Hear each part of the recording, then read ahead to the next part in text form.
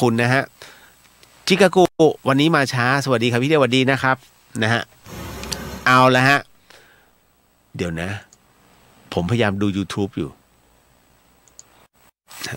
พยายามจะเข้าของวัดฝายหินฮะตึงเอาใหม่มันต้องเข้าได้ดิ ตัวผมเองก็ยังไม่ได้เข้าไงตอนนี้เข้าแล้วบอกแล้วมาแล้วก็คุยกันได้นะครับอุ้ยตายหุ้นตก วันนี้ท่าทางจะขัดเยอะเพราะว่าอินเทอร์เน็ตไม่เป็นไรพรุ่งนี้มันก็เป็นอย่างเงี้ยเหมือนเดิมฮะคุณเอาละปาเข้าสู่เรื่องร้อนอีกหนึ่งเรื่องราวนะฮะเป็นเรื่องหลอนออนไลน์กันประจำค่ำคืนนี้ฮะคุณผู้ฟังครับ The Hien ฮะ 104.50 เมกะเฮิรตซ์เชียงใหม่และ 92.0 GFM พัทยาครับ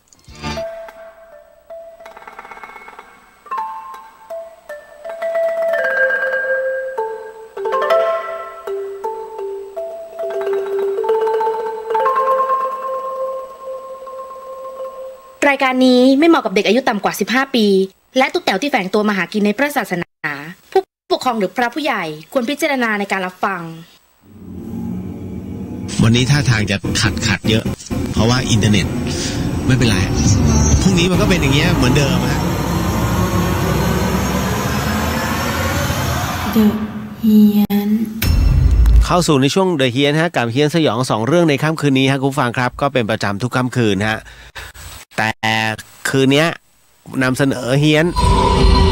ในเรื่องของประสบการณ์หลอนๆก็คือเด็กเขาเรียกผีเด็กในลิฟต์ฮะใครที่อยู่ตามอาคารต่างๆบ้านเรือนต่างๆก็ระมัดระวังหน่อยละกันสนับสนุนโดยซันออโต้เซ็นเตอร์นะครับพัทยาเหนือเต้นรถยนต์มือสองนะคุณภาพมาตรฐานแบงค์แล้วก็ชีวาโลสปาออยล์สกัดจากสมุนไพร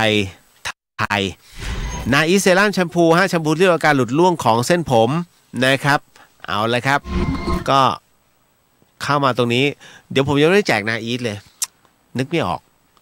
พอดีพอรถมันคว่ำเนี่ยมันท่าทางจะต้องไปดูด้วยมันคลอนแคลงกระดูกมันคลอนแคลงไปหมดเลยฮะตุกกักมันมีความรู้สึกได้เลยปวดฮะปวดต้นคอเพราะไอ้ตรงนี้มันก็สลิงกระแทกเข้าสู่เรื่องราวหลอนๆนะฮะคุณผู้ฟังกะสิ่งที่คุณผู้ฟังกำลังจะได้ยินได้ฟังเรื่องราวจากผมต่อไปนี้นั่นจะเชื่อนะฮะให้ฟังหูไว้หูแล้วก็ใช้วิจารณญาณทุกครั้งในการรับฟังเรื่องราวประเภทนี้ครับข้อสำคัญอยากให้คุณผู้ฟังได้ฟังเป็นนิยายฮะเพราะเรื่องที่ผมกำลังจะเล่าต่อไปนี้นั้นเป็นเรื่องราวที่เขาเขียนมาในโลกออนไลน์เป็นเรื่องของผีเด็กในลิฟต์นั่นเองครับนะก็ต้องบอกว่าเรื่องราวนี้เกิดขึ้นที่กรุงเทพมหานครเป็นคอนโดแห่งหนึ่งในเขตแถววงเวียนใหญ่อะนะฮะเรื่องผีในลิฟต์มันเกิดขึ้นเมื่อปีที่แล้วครับแล้วน้องผู้ที่ส่งมานั้นเขาเล่าว่า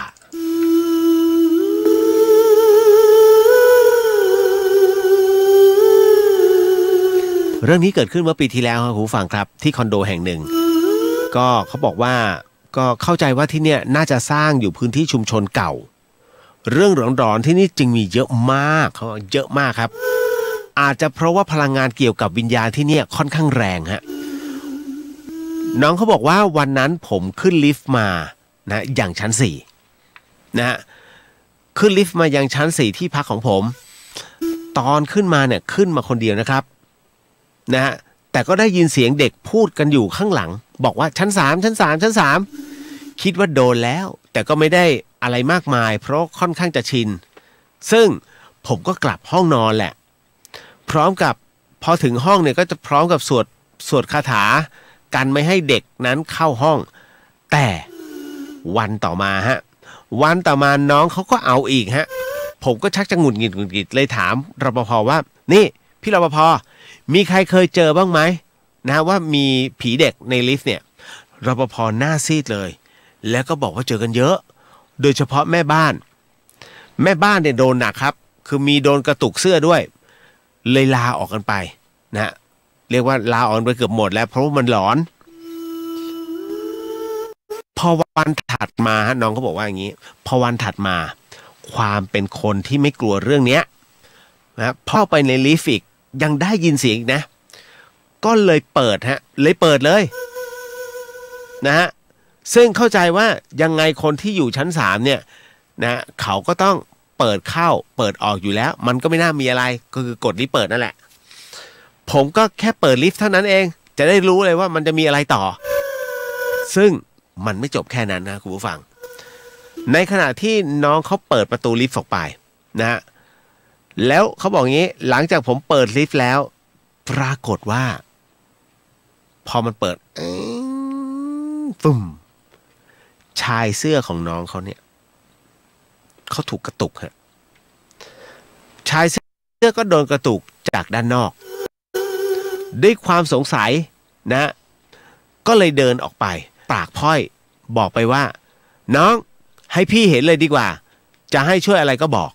พอพูดจบเนี่ยมันไม่ได้มีอะไรเกิดขึ้นหรอกผมก็คิดว่ามันน่าจะคงเป็นวิญญาณเด็กขี้เล่นเลยกำลังจะหันหลังกลับปรากฏว่าภาพที่ผมเห็นเนี่ยนั่นก็คือเด็กผู้ชายแต่งตัวน่ารักฮะน้องเขาบอกเด็กผู้ชายแต่งตัวน่ารักยืนอยู่หน้าประตูห้องหนึ่งถัดไปจากตัวผมเนี่ยประมาณแค่2 ก้าวเท่านั้นฮะเขายืนมองผมด้วยสายตากังวลประมาณ2 วินาทีแล้วก็หายไปในตอนนั้นน่ะคิดว่ามีเด็กตายในห้องหรือเปล่าจึงรีบลงไปแจ้งรปภ.แล้วก็นิติบุคคลรปภ.บอกว่าน่าจะเป็นลูกคนงานก่อสร้างสมัยก่อนแต่ผมว่าไม่น่าจะใช่เพราะอยู่มาหลายเดือนเพิ่งจะเห็นกลัวว่าจะมีอะไรนะฮะกลัวว่าจะมีอะไรกล่อมนิติบุคคลก็เรียกว่ากลัวว่าจะมีอะไรหรือเปล่าก็กล่อมนิติบุคคลอยู่นานมากทางนิติบุคคลก็เลยแจ้งไปทางเจ้าของห้องทำเป็นว่าต้องเข้าไปซ่อมไฟด่วนเขาก็รีบกลับมาฮะเขากลับมาด้วยอาการปกติแล้วก็ดูเป็นคนดีมากๆผมก็ตีมือเลยว่าเป็นพนักงานของนิติไปนะฮะแล้วก็แอบคุยกับนิติว่าผมไม่แน่ผมว่าไม่น่าจะใช่เรื่องมีเด็กตายแน่แล้วเจ้าของห้องก็พูดขึ้นมาเองว่าขอโทษค่ะพี่ไม่ได้อยู่ห้องเลยไปอยู่บ้านเพื่อนมาเป็นเดือนผมก็เลยรวบรวมความกล้าครับแล้วก็เลยถามพี่เข้าไปว่าแล้วทำไมไม่อยู่ห้องครับเกี่ยวกับเรื่องเด็กผู้ชายไหมเท่านั้นแหละพอพูดคำว่าเด็กผู้ชายมันเหมือนไปจี้ใจดำไงเขาก็เลยปล่อยโฮเลยฮะนะฮะปล่อยโฮทันทีนะครับเขาบอกเลยฮะว่าแล้วก็เล่าว่าเขามาอยู่กรุงเทพเนี่ยทิ้งลูกไว้ให้แม่เลี้ยงเนี่ยที่บ้านนานๆทีเนี่ยจะบอกว่านานๆทีก็เรียกว่าก็ลูกจะมาหาจริงๆต้องบอกจะมาหาลูกหรือเปล่าแต่ครั้งล่าสุดเนี่ยลูกกลับไปแล้วป่วยหมายถึงว่าแม่เลี้ยงนะเอาลูกมาหานะแต่ครั้งล่าสุดนั้นลูกกลับไปแล้วป่วยเขาก็นึกว่าไม่เป็นไรกะว่าหยุดเสาร์อาทิตย์ค่อยกลับแต่ไม่ทันลูกเขาป่วยแล้วก็ตายเสียก่อนเขายังทำใจไม่ได้เลยต้องไปอยู่ที่อื่นพลางๆนะฮะเรียกว่าก่อนตายเนี่ยลูกเขาก็เพ้อว่าจะมาหาแม่ที่ชั้น3ถึงตรงนี้ต้องบอกเลยว่าผมขนลุกเลยครับคือคงเป็นคำติดปากเด็กก่อนตายนะแต่ก็ยังงงว่าทำไมเด็กมาอยู่ที่นี่ทั้งที่ตายที่บ้านทุกคนก็งงผมเลยเล่าทุกอย่างละเอียดใหม่นะเสื้อผ้าที่ผมเห็นนั้นเป็นชุดที่น้องนั้นใส่วันอาบน้ำนะใส่ในวันอาบน้ำศพเลยก็คือวันที่เอาศพเข้าโรงฮะวันรดน้ำศพพี่เขาก็เลยชวนไปที่ห้องเพื่อเปิดเข้าไปดูสิ่งที่ผมเห็นก็คือพี่เขาคงลืมเปิดประตูทิ้งไว้เลยไม่แน่ใจว่าแมวหรือนกเข้ามาทำโกรธกระดูกน้องนั้นล้มลงผงกระดูกนั้นหล่นเต็มพื้นเลยก็ช่วยกันเก็บแล้วคนแม่เขาก็ขอบคุณแล้วก็กลับมาอยู่ที่คอนโดตั้งแต่นั้นคนอื่นก็ไม่เจอเสียงเด็กขอลงชั้น3อีกเลยจริงๆเรื่องราวนี้เกิดขึ้นสรุปง่ายๆเลยฮะว่าเด็กคนนี้เป็นห่วงกระดูกตัวเองสวัสดีฮะน้องรุ้งนะฮะสวัสดีครับพี่เลียวค่ะสวัสดีครับหมูหวานสวัสดีครับนะฮะเดี๋ยวไว้ คุยกันในอินบ็อกซ์แล้วกันเนาะ ใครมีคำถามอะไรพวกนี้ต้องบอกก่อนว่าสรุปง่ายๆก็คือว่าเด็กคนนี้เขามาเพื่อที่จะบอกว่าลงชั้น3เนี่ยกระดูกฉันอะตกในห้อง เพราะว่านกมันมาหรือว่าอะไรก็ตามทำให้เป็นเหตุให้โกรธกระดูกนั้นตกลงไปคุณผู้ฟังชาวเหนือฮะสิ่งที่คุณผู้ฟังได้เห็นเนี่ยฮะความแตกต่างมันเกิดขึ้นบางอย่างนั่นก็คือว่าคนเหนือส่วนน้อยจะเอากระดูกของผู้เสียชีวิตไว้บูชาที่บ้านแต่คนภาคกลางไม่ใช่ก็เหมือนกับคนดอยฮะคนดอยจะเอาร่างของผู้เสียชีวิตนั้นฝังอยู่ที่สวนของเขาดูทิศทางให้มันดีๆแล้วก็ทำใหม่ทำเหมือนกับก็เป็นห่วงซุยอะไว้ที่สวนนะฮะใช่ไหมเพราะฉะนั้นเนี่ยความต่างกันตามวัฒนธรรมจึงเป็นแบบนี้นะฮะแต่คนเหนือเนี่ยมักจะเอาผู้เสียชีวิตนะฮะก็คือสวดนะฮะไปสวดอยู่ที่บ้านเอาศพไปตั้งที่บ้านแต่คนภาคกลางกับคนภาคใต้ไม่นิยมฮะทำไมจึงไม่นิยมเพราะว่าเขาถือว่า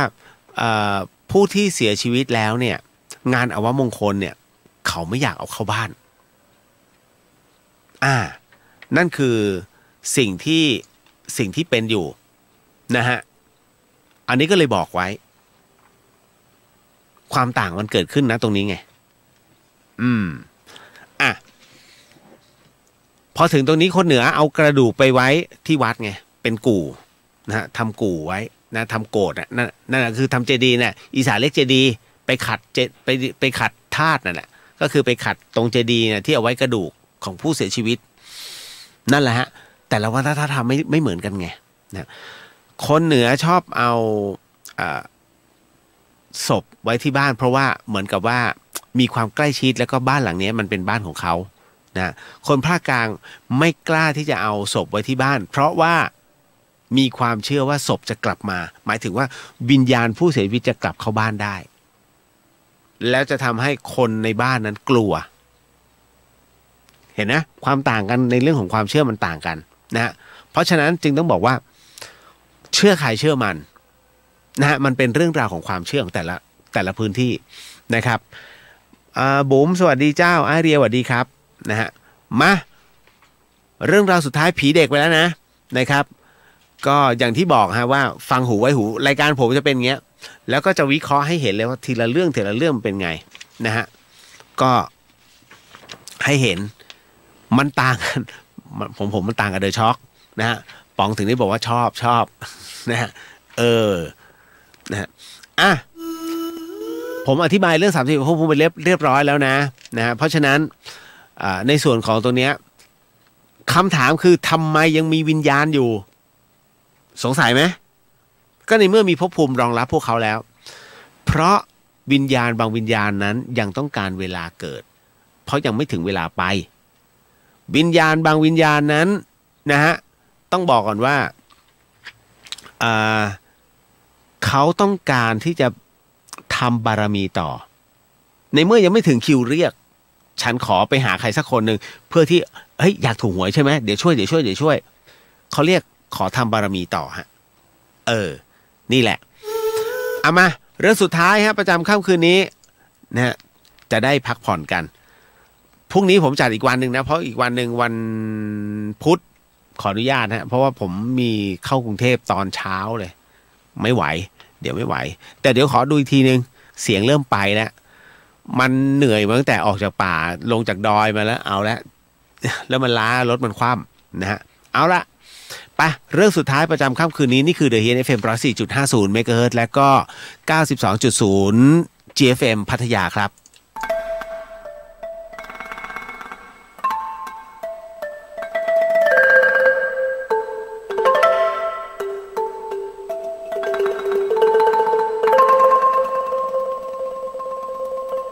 รายการนี้ไม่เหมาะกับเด็กอายุต่ำกว่า15ปีและตุ๊กแต๋วที่แฝงตัวมาหากินในพระศาสนาผู้ปกครองหรือพระผู้ใหญ่ควรพิจารณาในการรับฟัง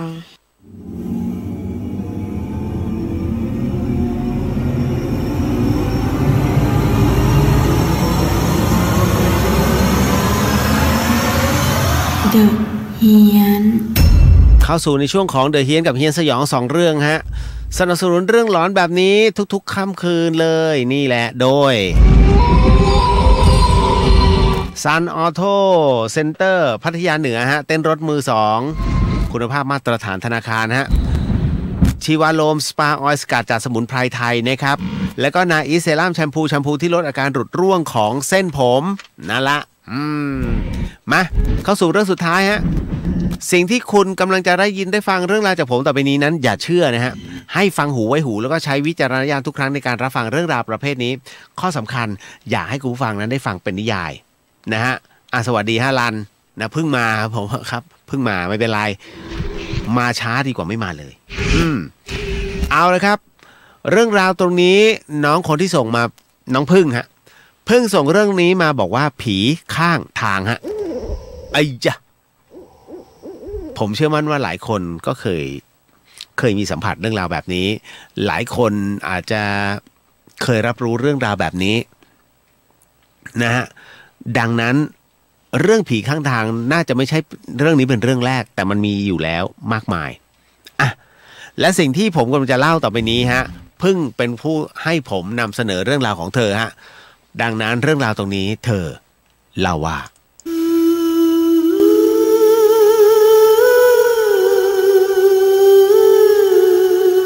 น้องเขาบอกอย่างนี้ฮะว่าพี่เลี้ยวเรื่องนี้พี่เลี้ยวช่วยพิจารณาหน่อยนะคะว่ามันใช่หรือไม่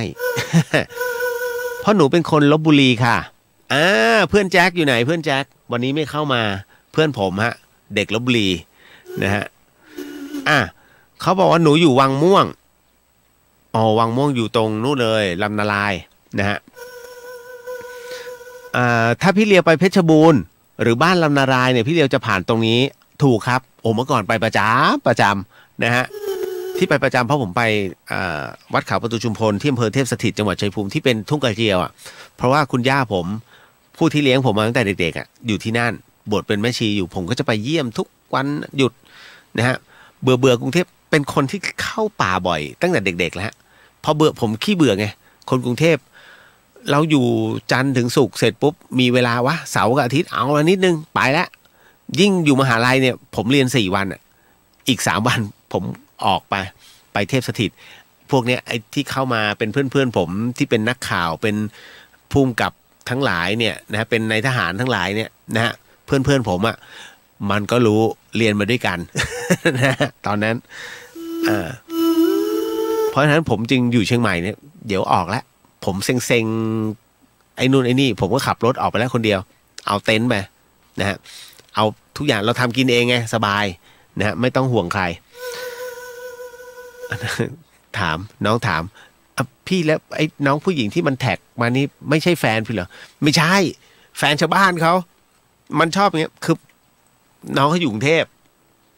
นะครับและคราวนี้ดีใจคือเขามากับแฟนเขาแหละแล้วแฟนนั่งข้างก็เป็นญาติธรรมผมแล้วมันก็ถ่ายรูปผมจึ๊กแล้วก็เอาโพสแล้วเนี่ยดูลุงเลี้ยวอะไรเนี่ยกินข้าวนะเราสั่งเต็มโต๊ะอะไรเงี้ยฮะผมอยากโพสอะไรก็โพสไป สังเกตนะฮะมันจะมีเงี้ยเรื่อยๆนะฮะถามผมนิดนึงผมก็จะบอกเงี้ยนะฮะก็มันเป็นความสุขของน้องเขาเอาไปเถอะ แล้วแต่แฟนมันก็นั่งอยู่ข้างนะเอาละมาเรื่องราวตรงเนี้ยเขาบอกว่าหนูเป็นคนเพชรบูรณ์นะไม่ใช่หนูเป็นคนวังม่วงนะฮะวังม่วงนี่อยู่ลพบุรีเขาบอกว่าซึ่งปีหนึ่งนะฮะที่เนี่ยไอ้แยกเนี้ยมักจะมีรถชนกันตายบ่อยมากถูกฮะมันเป็น4 แยกตรงนั้นมันจะมีป้อมทางหลวงอยู่ช่วยอะไรไม่ได้จริงๆแม้จะมีไฟเขียวไฟแดงนะเพราะรถเบรกแตกบ่อยมากรถใหญ่นะฮะพอถึงตรงเนี้ยมันเป็นจังหวะที่น้องเขาบอกว่าพึ่งเนี่ยเขาบอกว่าเขาหยุดพัก4 วันก็เลยขับรถจากนิคมลำพูนน้องทำงานนิคมเหรอคะนะเขาบอกว่าน้องเขาอยู่ที่นิคมลำพูนฮะนะครับเดี๋ยวนะฮะนิดนึงขออภัยด้วยดึงแล้วจากนั้นเขาบอกว่า บ้านอยู่นิคมลำพูนทำงานนิคมลำพูนเพื่อจะกลับบ้านก็ขับรถไปกับแฟนคือกลับบ้านเนี่ยไปกับแฟน2 คนแต่แฟนหนูขับรถไม่เป็นนะพี่เลียวเพิ่งบอกแฟนหนูขับรถไม่เป็นเอาไปทำไมอ่ะ นะออกจากลำพูนบ่าย 2ไปถึงตรงชัยบาดาลเนี่ยแล้วก็มาวังม่วงตอนนั้นน่ะราวๆตี 3กว่านะแล้วอีก8 กิโลจะถึงบ้านคือออกจากลำพูนบ่าย 2นะขับรถคนเดียวตรงไปยังอำเภอชัยบาดาลจังหวัดลพบุรีผ่านชัยบาดาลไปวังม่วงไปถึงนู่นก็เกือบจะตี 3กว่าแล้วฮะซึ่งอีกราวๆ8 กิโลเนี่ยมันจะเป็นถนนเล็กๆเข้าหมู่บ้านที่หนูอยู่ก็จะถึงจุดหมายเพิ่งบอกว่าโดยตอนนั้นเนี่ยแฟนหนูหลับสนิทมากกรนด้วยพี่เลียวดูมีประโยชน์จริงๆที่เอามันมา ดีแล้วเพราะว่าเป็นเพื่อนกันนะฮะ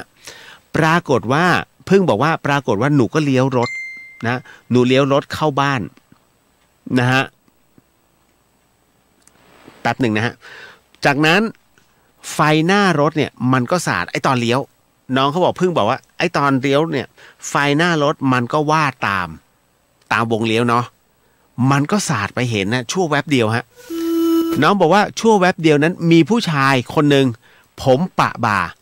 หน้าเต็มไปด้วยเลือดใส่เสื้อผ้าร่มนะฮะน่าจะสีกรมท่าถ้าจำไม่ผิดนะฮะเพิ่งบอกว่ากางเกงของเขาใส่กางเกงยีนเหมือนจะเป็นสีดำแต่เหมือนว่ากางเกงนะมันจะขาดตั้งแต่ขาซ้ายลงมาอันเนี้ยไม่แน่ใจค่ะแต่ที่แน่ใจมากๆก็คือหัวเข่าซ้ายของเขาโบลงไปคือไม่มีหัวเข่าแล้วเลือดเต็มขาที่มือข้างซ้ายอุ้มหมวกกันน็อกสีเหลืองเอาไว้เลือดท่วมอีกมือนึงกำลังโบกรถหนูเพื่อจะให้จอดที่สำคัญตรงนั้นมีสารเพียงตาเพียบนะฮะคิดว่าหนูจะจอดไหมล่ะพี่เลียวเพิ่งบอกว่าหนูไม่ได้จอดนะไม่ได้จอดสักทีเดียวแค่ชะลอดูแล้วก็มองตามอีกทีหนึ่งแต่พอผ่านไปหนูก็มองกระจกหลังแล้วเปิดไฟหลังส่องดูปรากฏว่าไม่มีใครเลยไม่มีคนยืนตรงนั้นเลยวันนั้นต้องบอกเลยเพิ่งบอกว่าถึงบ้านตี 4พี่เลียวหนูถึงบ้านตี 4ค่ะก็เสียเวลาตอนแม่มารับโทรศัพท์นี่แหละก็คือพอถึงหน้าบ้านปุ๊บก็โทรศัพท์หาแม่และพี่ชายก็มาเปิดประตูให้พอเข้าบ้านได้หนูรีบตรงเข้าห้องนอนก่อนเลยกูเพลียมากขับรถคนเดียวผู้หญิงแฟนมาด้วยขับรถไม่เป็นช่วยอะไรไม่ได้เลยหลับมาตลอดทางน้องพึ่งคงฟังอยู่นะฮะอันนิดนึงพี่เลียวช่วยกัดแฟนน้องให้นะครับพอวันรุ่งขึ้นพึ่งบอกว่าตื่นกินข้าวกินปลาเสร็จหนูก็เลยพาแม่เข้าเมืองลพบุรีไปเที่ยวกันตามสถานที่ต่างๆที่เจ้าเขามีหนังอย่างเช่นบ้านวิชัยเยนอย่างเงี้ยนะฮะพระราชวังนารายณ์ราชนิเวศนะฮะเขาเรียกว่า12ท้องพระคลัง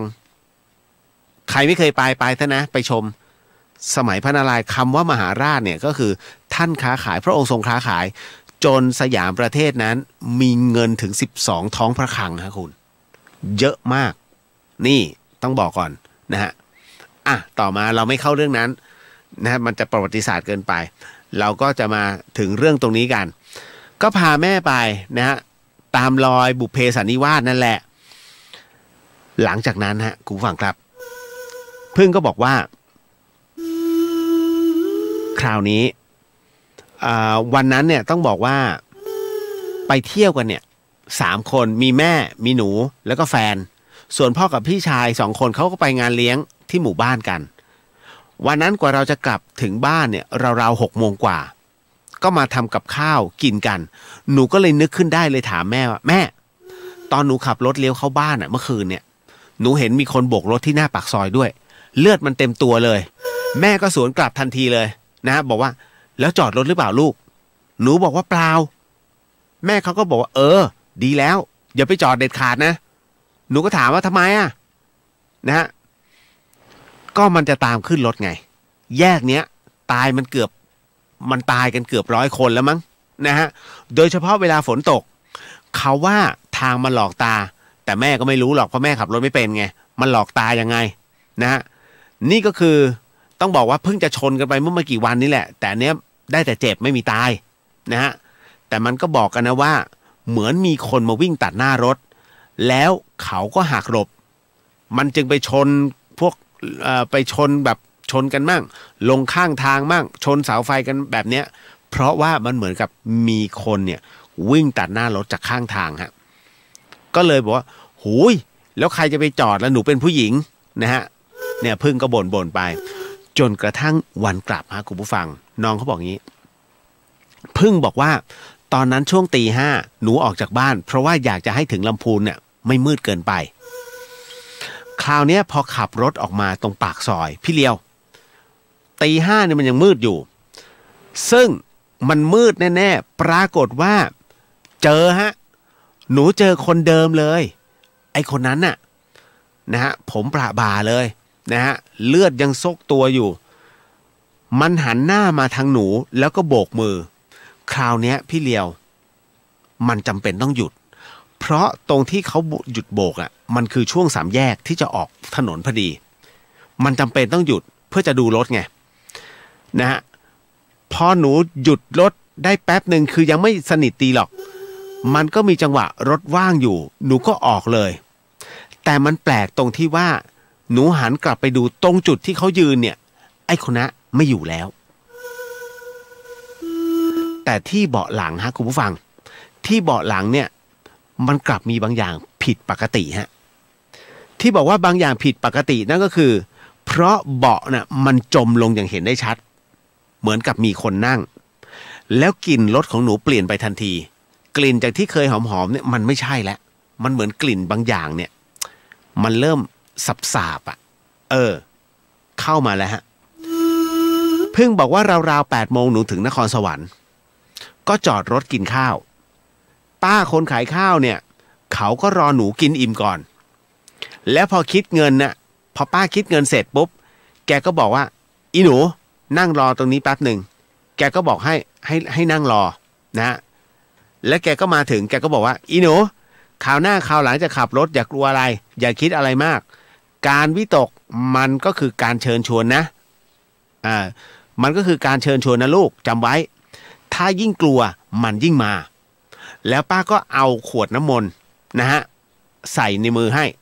แกบอกว่าเอาไปพรมรถตอนนี้เลยนะฮะเอาไปพรมตอนนี้เลยขันอยู่ตรงโน้นไปเสร็จปุ๊บแล้วจะเอาอะไรพรมนะฮะป้าก็เลยบอกมือแหละเอามือจุ่มไปแล้วก็วักชมผมไปให้ทั่วรถปรากฏว่าเพิ่งบอกว่าหนูก็เดินไปที่รถกับแฟนแล้วก็ช่วยกันเปิดประตูทุกบานฝากระโปรงฝาท้ายนะกระโปรงท้ายเปิดมาให้หมดนะหน้ารถเปิดให้หมดแล้วจากนั้นทำการรดน้ำมนต์ฮะน้องบอกว่าหนูทำตามเลยพี่เลียวพอพรมปุ๊บพรมน้ำมนต์ปุ๊บมันปรากฏว่าเฮ้ยไอ้ตรงที่เป็นรอยยุบอ่ะมันอยู่ๆมันเด้งขึ้นฟึบแล้วมันมีฝุ่นตลบตรงนั้นน่ะตรงประตูหลังทันทีฮะพอฝุ่นตลบปุ๊บป้าแกก็ตะโกนจากในบ้านมาแต่ตรงร้านตรงที่แกยืนขายข้าวแกงพอแล้วเขาไปแล้วซึ่งตรงเนี้ยตกใจมากเลยถามป้ารู้เหรอนะป้ารู้เหรอป้าบอกว่าเห็นตั้งแต่เข้ามาจอดแล้วมันติดรถหนูมาโอ้โหนะฮะก็เลยให้น้ำมนต์ไปนะฮะส่วนแฟนหนูเนี่ยมันก็ยืนงงอยู่ตรงนั้นแหละพี่เลียวมันจะเป็นคนงงประจำแหละนะคือมันเป็นคนที่สมองคิดช้ามากแฟนหนูนะฮะแล้วก็คือเขาเองก็ไม่อยากจะเชื่อเรื่องราวแบบนี้นะฮะนั่นแหละค่ะคือเรื่องราวของหนูนี่แหละมันเป็นอะไรที่ต้องบอกฮะว่าเฮ้ยเรื่องบางเรื่องเนี่ยมันพูดยากเรื่องจิตวิญญาณเรื่องพลังงานนะวันนี้ผมมาคุยกับพระอาจารย์หน่วยเนี่ยเรื่องผีข้างทางอะไรพวกนี้ที่น้องมักจะเห็นเรื่องราวแบบนี้ตลอดเนี่ยพระอาจารย์บอกว่าต้องถามก่อนว่ามาแค่แวบๆล่ะถ้าเห็นตลอดแสดงว่าเขาถึงเวลาที่ต้องเห็นฝึกกำหนดจิตอีกสักหน่อยนึงนะฮะอันนี้ก็จะรับรู้และรับสัมผัสได้แล้วมันจะชินเองเห็นจนชินฮะอาจารย์บอกว่า คนที่เห็นผีเนี่ยเป็นคนที่มีกำไรชีวิตนะแล้วก็มันสามารถที่คือคุณสามารถเห็นในสิ่งที่คนอื่นยังมองไม่เห็นคุณเห็นครูก่อนคุณครูของคุณเนี่ยอีกหนึ่งวิชาที่คุณได้เห็นไงแล้วคุณสามารถพิจารณาว่าเมื่อคนเราตายไปแล้วมันไม่ได้เป็นศูนย์เลยมันคือวิญญาณมันมีพลังงานอยู่เพราะฉะนั้นจงเชื่อเลยว่าเมื่อคนเราตายปุ๊บนะฮะเผาร่างไปไม่ดวงจิตไม่ได้ตามกับร่างไปด้วยนะฮะมันยังคงวนเวียนกลับมานี่แหละทำไมวันนี้หลายคนจึงรับรู้ว่าเฮ้ยทำไมฉันเห็นแต่คนที่ฉันไม่เคยเห็นแล้วฉันฝันซ้ำๆซักๆซ้ำๆซักๆจำไว้นะฮะคนที่เคยฝันเรื่องราวของใครสักคนหนึ่งซ้ำซากนะฮะแล้วฝันอยู่เรื่อยๆหน้าตาของคนคนนี้ไม่ว่าจะเป็นผู้ชายหรือเป็นผู้หญิงหาตัวตนไม่ได้คุณจำไว้เลยคุณกำลังฝันถึงตัวคุณอยู่ถ้าแต่งตัวมาเป็นแบบโบราณอดีตชาติคุณน่ะคือไอ้คนเนี้ยเขาเรียกว่ามันมีบางอย่างที่เราสามารถย้อนกลับไปได้นะย้อนอดีตกลับไปได้ในความฝันในความระลึกถึงมันจะมาให้เห็นอยู่เรื่อยๆฮะจึงเป็นคนแปลกหน้าที่มาประจำนะฮะเดี๋ยวยังคงมีเรื่องราวต่อไปในวันพรุ่งนี้ถ้าโทรศัพท์พอจะผมคงไม่ซื้อใหม่ตอนนี้ ก็ใช้เครื่องนี้ไปก่อนนะฮะยังมีเครื่องหนึ่งเพราะฉะนั้นสิ่งหนึ่งสิ่งใดที่คอยล่วงเกินไปก็ขอสิกรรมนะที่ไม่ได้ตั้งใจมีเจตนาเรื่องราวทุกเรื่องราวผมขออุทิศบุญนั้นให้กับผู้ที่เป็นเจ้าของเรื่องนะครับแล้วก็ทวยเทพเทวดาสัมภเวสีทั้งหมดทั้งมวลนะได้รับอานิสงส์ผลบุญในวันนี้ที่เผยแผ่ให้กับคุณผู้ฟังทุกๆท่านทั้งจังหวัดเชียงใหม่แล้วก็ชลบุรีรวมถึงจังหวัดใกล้เคียงที่รับสัญญาณได้ด้วยทั้งหมดทั้งมวลนะฮะก็ขออานิสงส์ผลบุญถึงคุณผู้ฟังทุกๆคนด้วยเช่นกันฮะพบกันใหม่ในวันพรุ่งนี้กับเดอะเฮียนฮะพี่เลียวยังคงเหมือนเดิมสดแบบนี้มันๆแบบนี้เหมือนเดิมฮะสำหรับค่ำคืนนี้ราตรีสวัสดิ์ครับพี่น้องชาวเชียงใหม่และชลบุรี